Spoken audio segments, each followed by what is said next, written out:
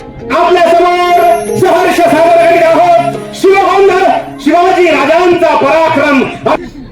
बाबा आतली आणि ही सगळी मिळून 40,000 पत्रक आहेत बघून.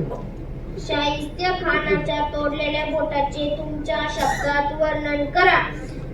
आजोबा, शिवाजी महाराज रात्री झोपताना सुद्धा तलवार कमरेला ठेवायचे. एवढाच तुमचा इतिहास? हो. वाचा. वैशाली, आजोबांना त्यांचं काम करू दे. तू थोडस गाऊन घे, जेवायला वेळ.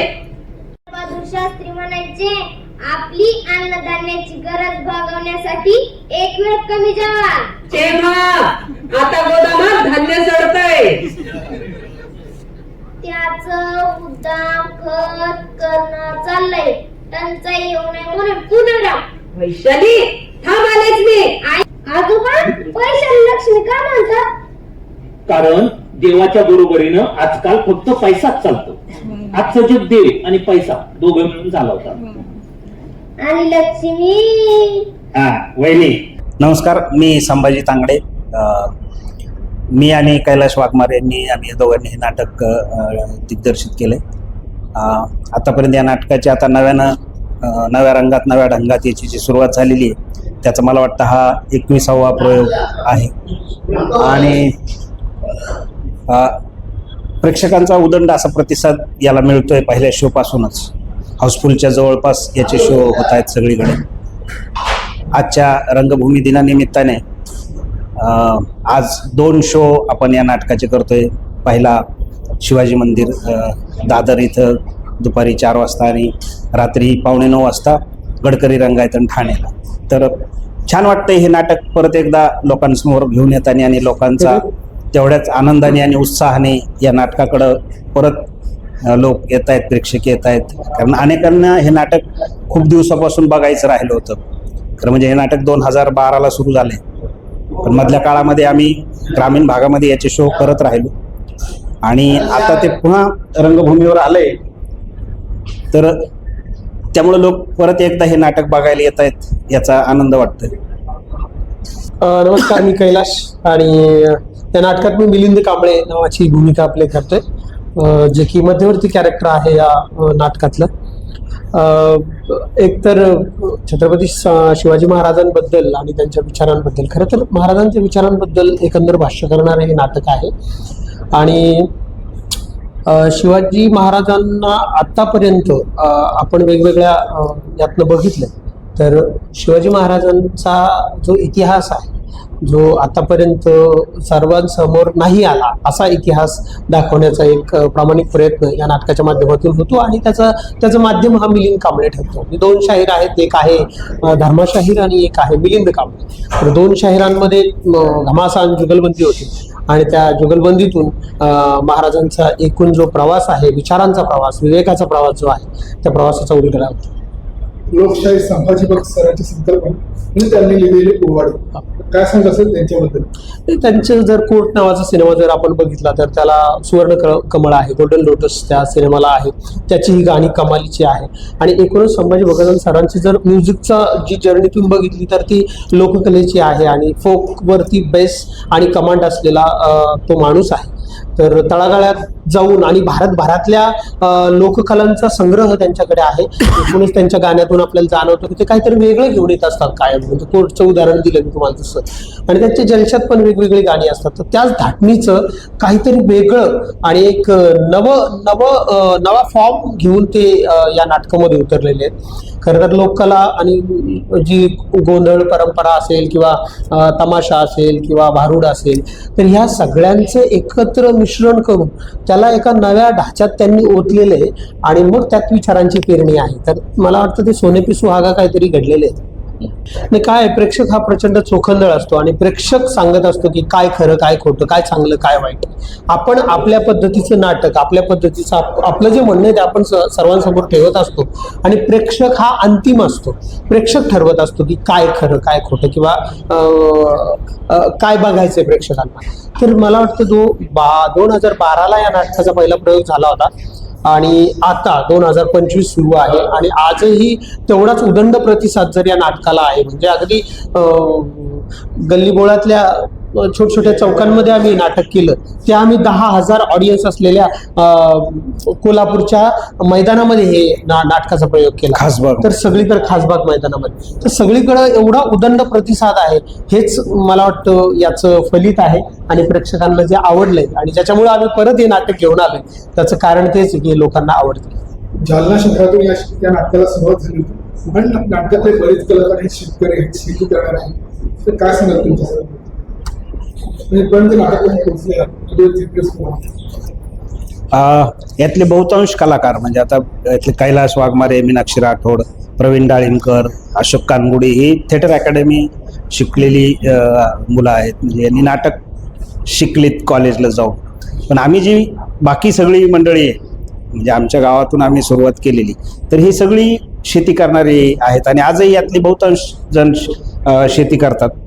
मग शेती ज्यावेळेस इकडे प्रयोग असतो त्यावेळेस आम्ही शेतीचे कामधंदे सोडतो आणि इकडे प्रयोगाला येतो. हां, तर यातले आता काही मुलं, आता आमचा राजू सावंत हा शेळीचं फार्म चालवतोय, तर त्यावेळेस प्रयोग असतो त्यावेळेस तो घरच्यांवर ते सोपवतो आणि इकडं प्रयोगाला येतो. असं सगळं आहे. मी संगराज वाघमारे. मी या नाटकामध्ये सामान्य कार्यकर्त्याची भूमिका, मोठ्या लोटांची भूमिका मी करतो. जसं की आता हे नाटक नव्या रंगात सुरू झालं, तसं याचे सरांनी सांगितलं, 2 डिरेक्टर आहेत सांगितलं. पण हे जसं नाटक सुरू झालं काही काळात तो थांबलेलं होतं आणि ते नवीन जसं सुरू झालं, अनेक मुंबई पुन्हा जर सोडलं तर अनेक लांबून ज्या लोकांनापर्यंत काही लोकांनी जे बघितले त्यांना तर डबल पाहायचंच आहे. पण अजून ज्यांच्यापर्यंत हे गेलेले नाव ऐकून जे आहे त्यांना पाहायचंय, ते आता ते मुंबई पुण्याबाहेर जाईल लवकरच आणि जाते. तर तसं एक आहे आणि अनेक लोकांना हे नाटक पाहून जे पाहतात प्रेक्षक आणि ते येऊन जे बोलतात, चर्चा करतात, तर त्याच्यातून अजून आम्हाला अजून उत्साह वाटतो ह्या नाटकात एवढे दिवस करून करत चालू. नेपथ्य खरं तर आम्हीच सगळं जे स्क्रिप्टमध्ये आहे त्यानुसार ते केलं. त्यात काय असं स्क्रिप्टच्या बाहेरचं काही नाही, पण कॉस्ट्युममध्ये खूप वेगळं त्यांनी अँगल याच्यामध्ये आणला. जो मावळा आहे आणि सर्वसामान्य माणूस आहे, शेतकरी आहे, त्याचं हे कॉम्बिनेशन काहीतरी त्यांच्या डोक्यामध्ये होतं आणि ते प्रचंड वर्क करते, कारण लोकांना ते आपलंच वाटते. प्लस त्यात एक नाट्यमयता असावी, त्यात एक नाट्य असावं, त्यात एक थिएटर असावं, हेही त्यांनी बघितलं. तर प्रचंड वर्क करते. तर नाटकाबद्दल सांगण्याची गरजच नाहीये, कारण गेल्या 12-13 वर्षांपासून हे नाटक अविरत सुरूच आहे. फक्त आता व्यावसायिक रंगभूमीवर हे मोठ्या जोमाने आलंय आणि प्रेक्षकांचा प्रतिसादही खूप उत्तम मिळतोय. आधी जसं प्रेम केलं प्रेक्षकांनी आमच्यावर गेल्या 12-13 वर्षात, तसंच प्रेम उलट दुपटीने प्रेम आपुलकी आम्हाला मिळते प्रेक्षकांकडनं. सो दमदार स्वागत केलेलं आहे प्रेक्षकांनी आमचं आणि आम्ही उत्साहात खूप छान प्रयोग करतोय याचे. खूप छान वाटतंय खरं तर, कारण की आधी कसं फक्त नाटक केलंय 3 वर्ष, शिवाजीचे मी कंटिन्यू 3 वर्ष प्रयोग केले, नंतर मग मालिकांकडे वळले, मग फक्त मालिकाच केल्या आणि आता अशी वेळ आहे की मी मालिका सांभाळून प्रयोग करतेय.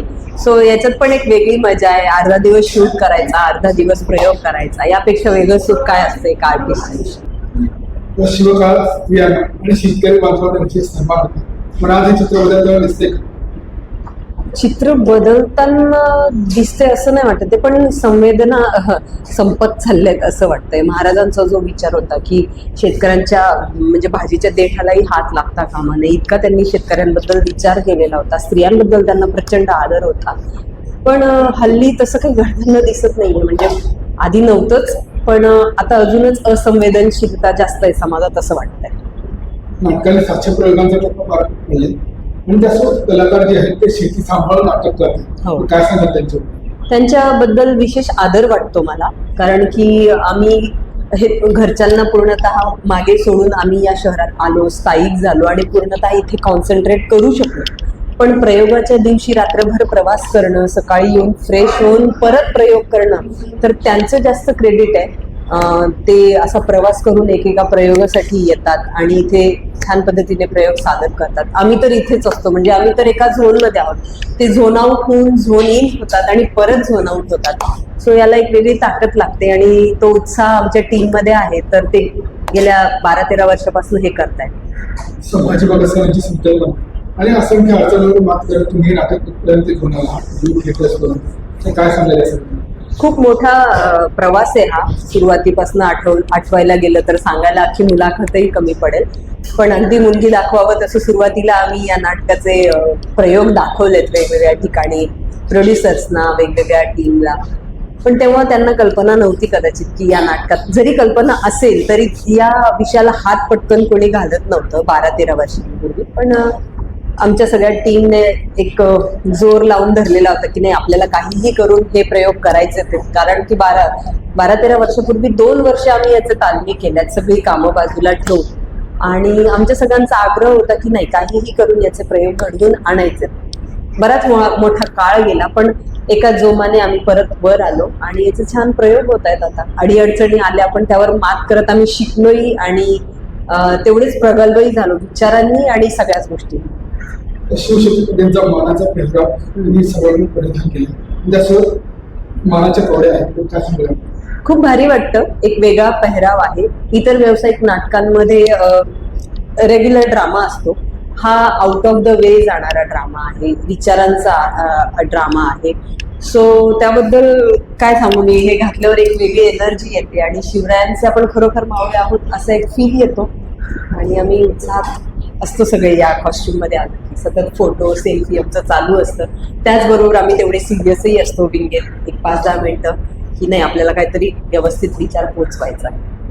मला एवढंच सांगायला आवडेल की आम्ही ज्या संघर्षातून वाट काढत इथपर्यंत पोचलो आहोत, तुमचं प्रेमही त्या वाटेमध्ये मिळालेलं आहे. पण इथून पुढेही तुमच्या प्रेमाची अपेक्षा आहे. नाटकाला गर्दी करा, इतरांनाही सांगा की या नाटकाची समाजाला किती गरज आहे. कारण की फक्त शिवाजी महाराज कोण होते हे तुम्ही वरकरणी ऐकले असतील, तर खरे शिवाजी महाराज कोण होते हे ऐकायचं असेल तर त्यासाठी हे नाटक पाहणं गरजेचं आहे आणि तुमची आम्ही वाट बघतोय.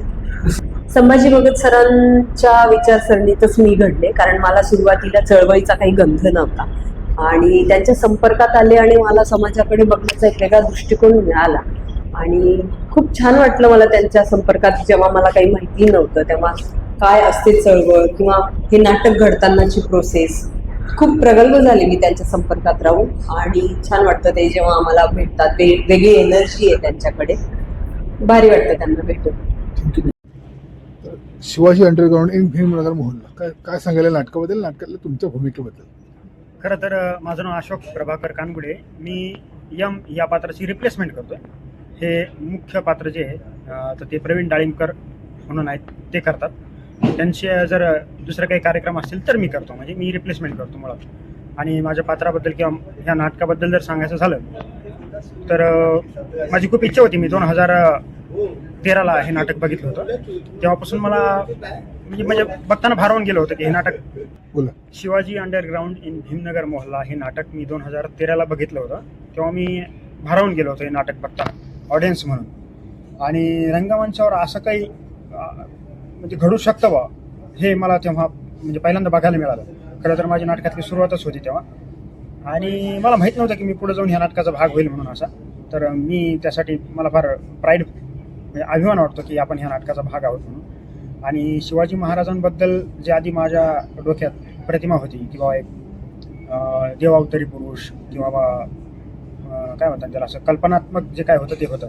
पण माणूस म्हणून शिवाजी महाराज कसे असतील ते खरंच त्यांनी कशा मोठ्या मोठ्या चॅलेंजेसला कसं, मोठ्या मोठ्या प्रॉब्लेमला कसं चॅलेंज केलं असावं किंवा एक माणसाच्या लेवलवर येऊन शिवाजी महाराज आपल्याला समजून घेण्यासाठी मला ह्या नाटकाची खूप मदत झाली.